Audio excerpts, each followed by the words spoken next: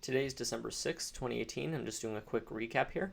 So I had Apple on my watch list this morning, and what I noticed at open was that it quickly, so it opened below VWAP on the 5 minute and the 1 minute chart. And it did pop up even though it rejected VWAP here on the first minute, so that was the first sign that I thought that this actually might be weak. The second minute after it opened, it again popped up, and this time it did close above VWAP, but I definitely noticed that the volume was significantly lower than on the first, because on the first also it had dropped down at open as well. So what I decided to do with this one was that as soon as I saw that it went below VWAP on the 1 minute chart, I went ahead and shorted 200 shares.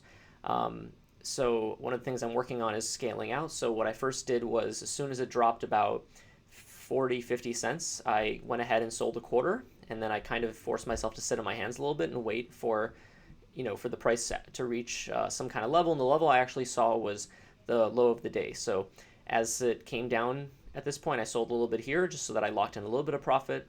And then I waited as it continued moving down. And when it moved down and hit about the low of the day, I covered another quarter. Or actually at that point I covered half. And then I had about a quarter of my shares left, which is about 50 shares, which I let ride. Because the thing I keep kicking myself on is that sometimes I will sell all my shares just to have it keep moving, dollars in my direction. So I went ahead and just placed a stop limit order or a stop loss order.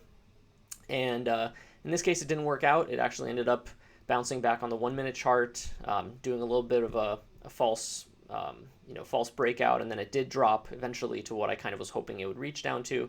But all in all, happy with this trade, happy to follow my rules, and happy to be green on the day.